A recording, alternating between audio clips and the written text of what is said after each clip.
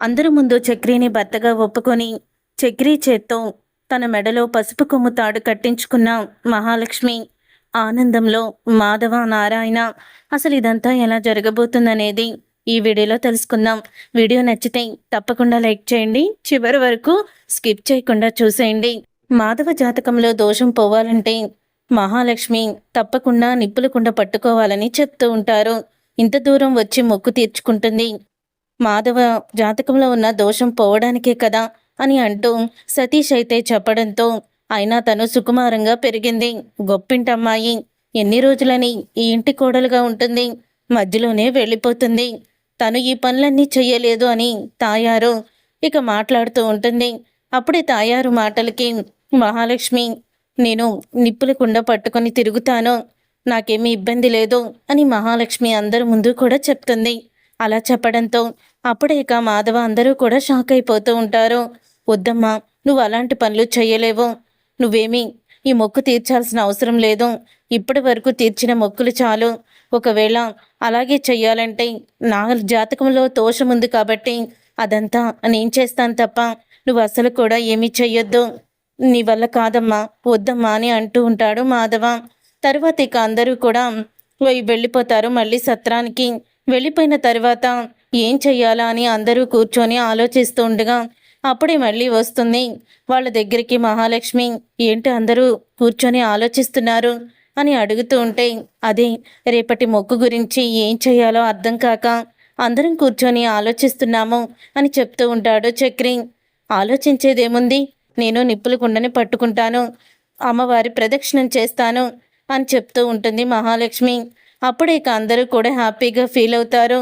మహాలక్ష్మి గారు, చేతులు కాలిపోతాయి, వేపాకులు ఆ వేడిని ఆపలేవు, మీ చేతులు ఎర్రబడిపోయి కాలిపోయి బొబ్బలు వస్తాయి అని అంటూ ఉంటే, పర్వాలేదు, ఇంటి కోడలుగా అది నా బాధ్యత కదా, నేను చూసుకుంటాను అని మహాలక్ష్మి చెప్పి బయటికి వెళ్తుంది.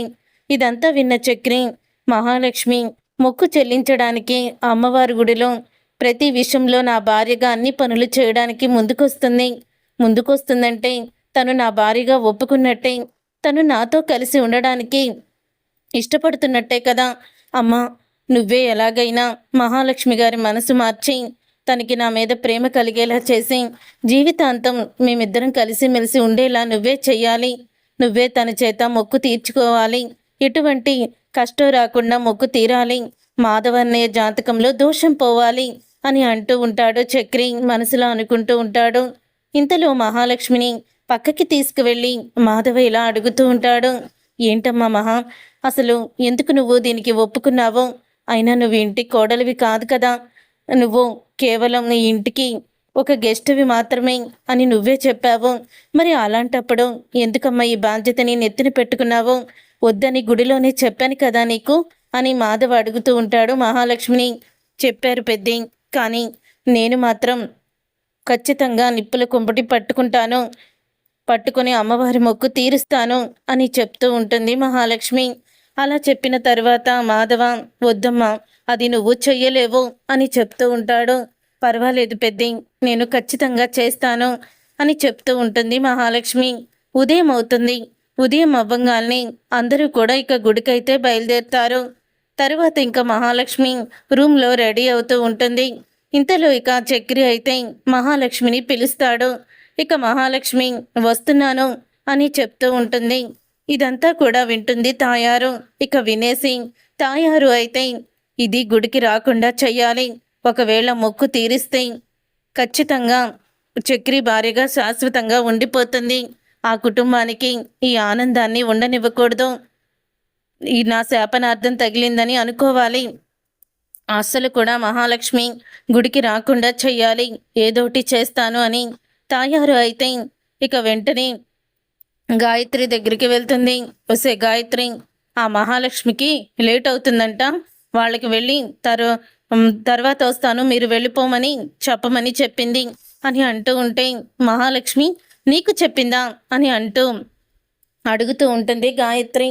అప్పుడు ఇంకా, అవును నాకే చెప్పింది, అంటే నువ్వు ఆవిడ గారి గదిలో ఉన్నావేమో అని చెప్పి నేను వెళ్ళాను, వెళ్ళేసరికి తను అలా చెప్పింది నాతో అని అంటూ ఉంటుంది. అప్పుడే తాయారు, ఓహో! అలాగా, సరే అయితే నేను వెళ్ళి వాళ్ళతో చెప్పొస్తాను అని గాయత్రి అయితే వాళ్ళ దగ్గరికి వెళ్ళి, బావా, మహాలక్ష్మి రెడీ అవుతుందంట. తను తర్వాత గుడికి వస్తానంది. ముందు మిమ్మల్ని వెళ్ళమని చెప్పింది అని అంటూ ఉంటుంది గాయత్రి. సరేనమ్మా, అలాగే మేము ముందు వెళ్తాము అని చెప్పి ఇంకా మహాలక్ష్మి గారు ఒకళ్ళే ఎలా వస్తారు అని అంటూ ఉంటాడు చక్రి.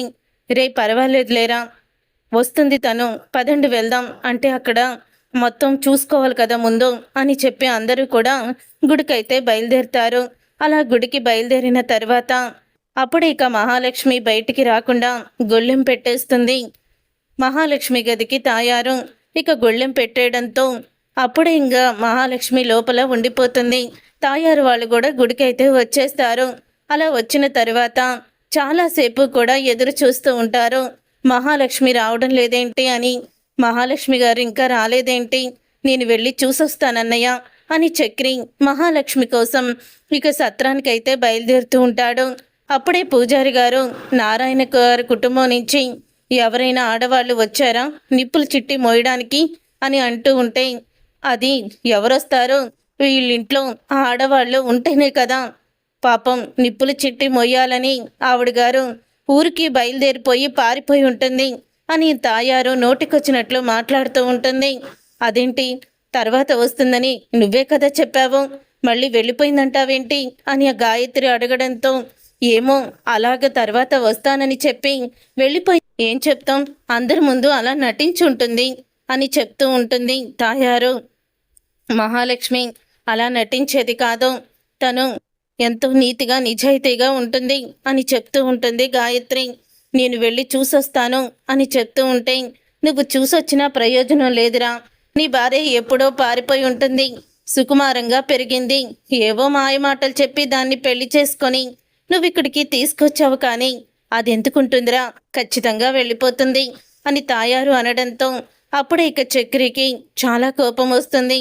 చూడండి నారాయణ గారు, మీ ఇంట్లో ఆడవాళ్లే లేరా, ఇక మీ ఇంట్లో దోషాలేం పోతాయి, జాతకంలో ఉన్న దోషాలు ఎందుకు పోతాయి అని పంతులు గారు అందరూ కూడా నవ్వుతూ ఉంటారు. అప్పుడే ఇక మహాలక్ష్మి, ఎవరన్నారు ఇంట్లో ఆడవాళ్ళు లేరు, మొక్కు ఎవరు చెల్లిస్తారో ఎవరు చెల్లించరని ఎందుకు అలా మాట్లాడుతున్నారంటూ మహాలక్ష్మి ఎంట్రీ ఇస్తుంది. ఇక మహాలక్ష్మి అలా ఎంట్రీ ఇవ్వడంతో అప్పుడే ఇక అది చూసి తాయారు షాక్ అయిపోతూ ఉంటుంది. ఇదేంటి, గదికి గొళ్ళెం పెట్టి వచ్చాను కదా, ఈ మహాలక్ష్మి బయటికి ఎలా వచ్చింది, గొళ్ళెం పెట్టకుండా తాళం వేస్తుంటే సరిపోయేది అని అనుకుంటూ ఉంటుంది తాయారు. అప్పుడే ఇక మహాలక్ష్మితో పాటు గాయత్రి భర్త కూడా వస్తాడు వెనకాలే. అప్పుడే ఇక గాయత్రి, మీరేంటండి మహాలక్ష్మితో పాటు వస్తున్నారు అని అడుగుతూ ఉంటుంది తన భర్తని. ఏం లేదు గాయత్రి, నేను రూమ్లో ఫోన్ మర్చిపోయాను, బయటికి వెళ్ళి ఫోన్ చూసుకునేసరికి లేదు, కారులో ఉందనుకున్నాను, మళ్ళీ వచ్చి చెప్పేసరికి లేట్ అవుతుందేమో అని నేను సత్రానికి వెళ్ళి ఫోన్ తీసుకుందామని వెళ్ళేసరికి మహాలక్ష్మి గారు డోర్ తెరవండి అంటూ గట్టిగా అరుస్తున్నారు. ఇక దాంతో నేను అక్కడికి వెళ్ళి చూసేసరికి పాపం లోపలే ఉండిపోయారు, నేను బయట ఎవరో గొళ్ళెం పెట్టొచ్చేశారు అని చెప్తూ ఉంటాడు గాయత్రి భర్త. అప్పుడు ఇక అందరూ కూడా తాయారు వైపు షాక్ అయ్యి కోపంగా చూస్తూ ఉంటారు.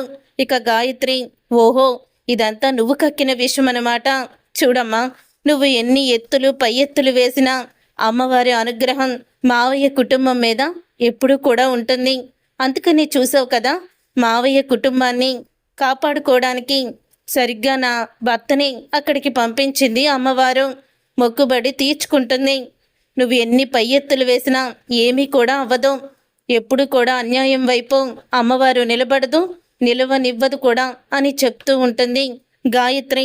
మంచి పని చేశారండి, లేకపోతే ఈరోజు మొక్కుపడి అలాగే ఉండిపోయేది అని చెప్తూ ఉంటుంది గాయత్రి.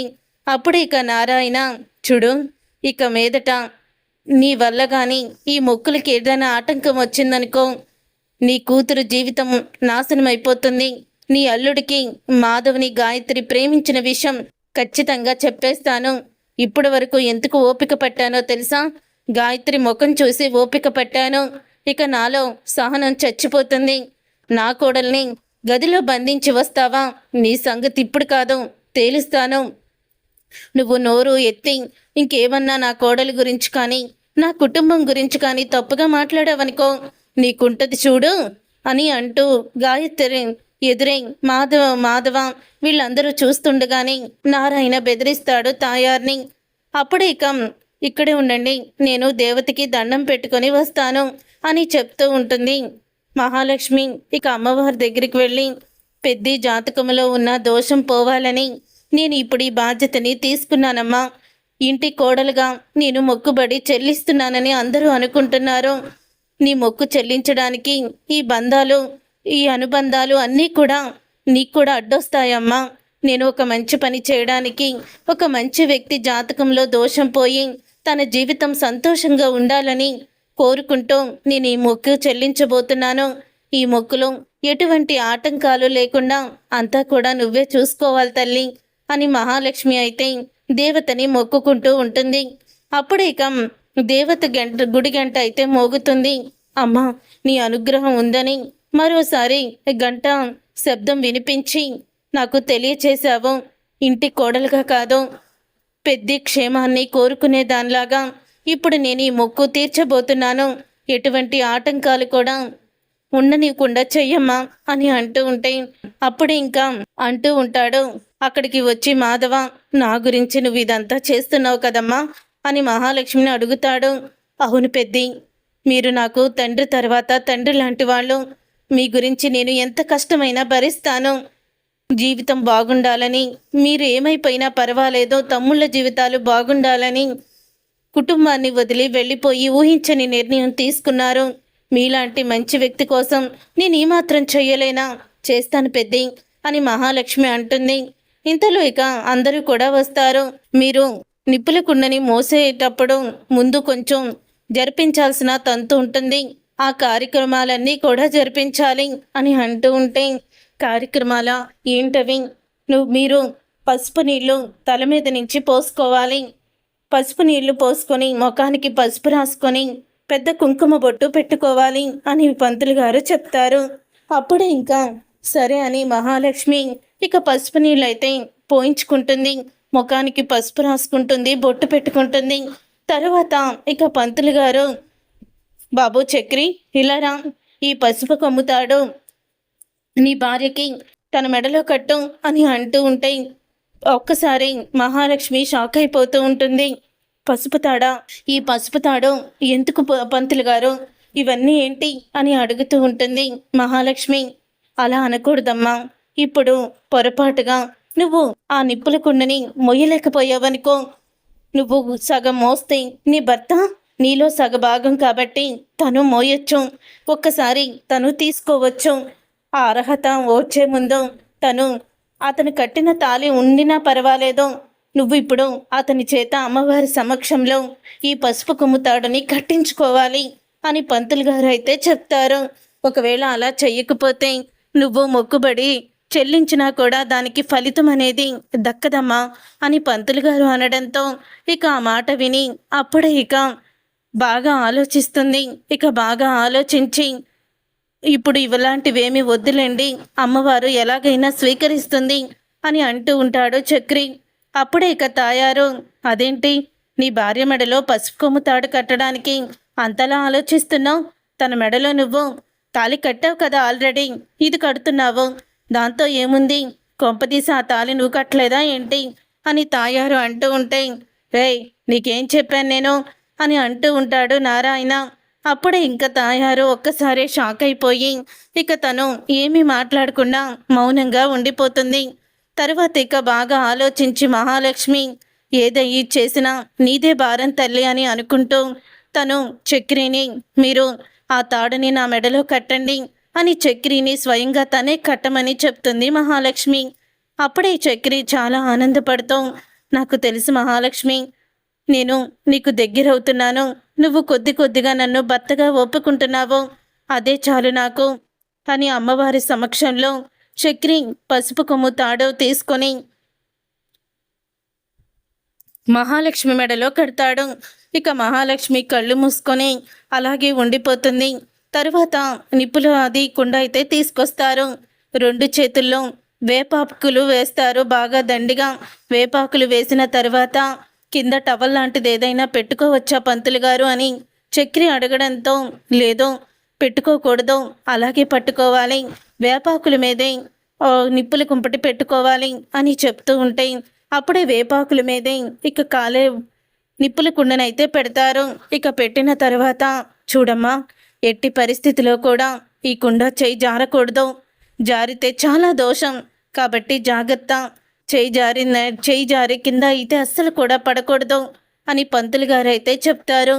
అలా చెప్పిన తర్వాత అప్పుడే ఇక 2 చేతుల్లో ఇక కుండలు పట్టుకొని అమ్మవారికి ప్రదక్షిణ చేస్తూ ఉంటుంది మహాలక్ష్మి. కానీ తన చేతులు కాలిపోతూ ఉంటాయి, వేడి ఎక్కువగా వచ్చేస్తూ ఉంటుంది. అప్పుడు ఇక మహాలక్ష్మి చేతులు వణికిపోతూ ఉంటాయి. అప్పుడు ఇంకా అడుగుతూ ఉంటాడు చక్రి, మహాలక్ష్మి గారు నాకు ఇవ్వండి, నేను పట్టుకుంటాను, నేను కూడా సగం పట్టుకోవచ్చని పంతులు గారు చెప్పారు కదా అని అంటూ ఉంటే, అప్పుడే ఇక చక్రితో ఇలా అంటూ ఉంటాడు పూజారి, చూడు బాబు, 2 ప్రదక్షిణలు పూర్తయ్యాక 3వ ప్రదక్షిణ నువ్వు పట్టుకుందువు, అప్పటి వరకు అమ్మ ఇవ్వకూడదు అని అంటూ ఉంటారు పంతులు గారు. ఇతను ఏం చెప్తున్నాడో కూడా అర్థం కావడం లేదు. ఎందుకు ఇలా చేస్తున్నారు, పాపం మహాలక్ష్మి చేతులు కాలిపోతున్నాయి అని చాలా బాధపడుతూ ఉంటాడు చక్రి. ఇక అందరూ కూడా మహాలక్ష్మి వెనకాలే నడుస్తూ చాలా బాధపడుతూ ఉంటారు. కేశవ, కన్న, మాధవ, నారాయణ అందరూ కూడా. అప్పుడే ఇక తన కాళ్ళు తడబడుతుంటాయి, చేతులు వణుకుతూ ఇక నిప్పుల కుండ అయితే కింద పడబోతూ ఉండగా చక్రి పట్టుకుంటాడు. ఇక చక్రి పట్టుకొని, పూజారి గారు 2 ప్రదక్షిణలు అయిపోయాయి, ఇప్పుడు నేను పట్టుకుంటాను అని అంటూ ఉంటే, సరే బాబు, ఇక 2 ప్రదక్షిణలు అయిపోయాయి కదా, ఇప్పుడు నువ్వు పట్టుకో అని అంటూ ఉంటారు. అప్పుడు ఇంకా తనైతే పట్టుకుంటాడు చక్రి. ఇక చక్రి పట్టుకొని మొత్తం గుడి చుట్టూ కూడా తిరుగుతూ ఉంటాడు. ఎంత వేడిగా ఉంది, అసలు పట్టుకోలేకపోయాను, మహాలక్ష్మి గారు పట్టుకొని బాగానే తిరిగారు అని మహాలక్ష్మి వైపు చూస్తూ ఉంటారు. మొక్కుబడి అయిపోయింది, అమ్మవారికి దండం పెట్టుకోండి అని చెప్తూ ఉంటారు పంతులు గారు. అప్పుడే ఇక మాధవ మహాలక్ష్మి దగ్గరికి వచ్చి మహాలక్ష్మికి దండం పెడుతూ, అమ్మ మహాలక్ష్మి, నిజంగానే నీకు ఆ భగవంతుడు చాలా ఓర్పు, ధైర్యాన్ని కూడా ఇచ్చాడు, నువ్వు నా గురించి ఇంతటి భారాన్ని మోస్తున్నావా అని అంటూ ఉంటే, అప్పుడే ఇక మీ గురించి నేను ఏదైనా చేస్తాను పెద్ది అని మహాలక్ష్మి అయితే చెప్తుంది. చూడమ్మా, ఈ కుంకుమ అమ్మవారికి పూజ చేసింది, ఈ కుంకుమ కొత్తగా పెళ్ళైన అమ్మాయి నుదుటిన భర్త పెట్టాలి, నీ భర్త చేత ఈ కుంకుమని నీ నుదుటిన పెట్టించుకో అని పంతులు గారు చెప్తారు. అప్పుడే ఇక చక్రి కుంకుమ తీసి మహాలక్ష్మి నుదుటి మీద పెడతాడు. ఇక ఇదంతా చూస్తున్న నారాయణ, అమ్మ, నీ గుడికి వచ్చిన తరువాత ఇంటి కోడలుగా మహాలక్ష్మి చెయ్యవలసిన పనులన్నీ కూడా చేస్తుంది, తను ఇంటి కోడలుగా శాశ్వతంగా నా ఇంట్లోనే ఉండిపోవాలి, ఎంత వీలైతే అంత తొందరగా ఈ ఊరి నుంచి మేము ఎటువంటి ఆటంకాలు లేకుండా బయటపడేలా ఉండాలి, నా బిడ్డలకి అసలు నిజం తెలియకూడదు, ఆ దుర్గ నా బిడ్డలకి ఎదురు పడకూడదు, ఇది వాళ్ళ అమ్మ పుట్టిల్లు ఉన్న ఊరని ఎవరికి కూడా తెలియకూడదు అని అంటూ ఉంటాడు. మనసులో అనుకుంటూ దండం పెట్టుకుంటూ ఉంటాడు నారాయణ. తర్వాత ఇంకా గాయత్రి, చూసావమ్మా, వాళ్ళది ఎంత మంచి ప్రేమ, అందుకని మహాలక్ష్మి చక్రి ఇద్దరు కూడా కలిసి నువ్వు ఎంతలా ఈ మొక్కుల్ని ఆపాలన్నా కూడా అమ్మవారు చేయించుకుంది అని అంటూ ఉంటుంది గాయత్రి. అప్పుడు ఇక గాయత్రి అలా అన్న తర్వాత, ఏంటే వీళ్ళ తంతు చూస్తుంటే నాకేదో అనుమానంగానే ఉంది, ఇంటి కోడలిగా ఏదైనా చేయమన్నప్పుడు అస్సలు కూడా తను ముందుకి రావడం లేదు, చక్రి తన మెడలో పసుపు కొమ్ము తాడు కడుతున్నప్పుడు కానీ అలాగే నుదుటిన బొట్టున పెట్టినప్పుడు కానీ తనకి ఎటువంటి ఆనందం కానీ ఫీలింగ్ కానీ లేదు, ఏదో జరిగింది, వీళ్ళు నిజాన్ని బయట పెట్టడం లేదు అని తాయారు అంటూ ఉంటుంది. నీకంతా కూడా అనుమానమే, ఇక ఈ జన్మలో నువ్వు మారవమ్మా అని గాయత్రి ఇక తాయారిని తిట్టేసి వెళ్ళిపోతుంది. చూసారుగా ఫ్రెండ్స్, రాబోయే కథలో ఖచ్చితంగా ఇలాగే జరగబోతుంది. మరి ఇలాగే జరగాలని మీరైతే కోరుకుంటున్నారా? అయితే వీడియోని తప్పకుండా లైక్ చేసి ఛానల్ని సబ్స్క్రైబ్ చేసుకొని పక్కనే ఉన్న గంట సింబల్పై ఆలని క్లిక్ చేయండి.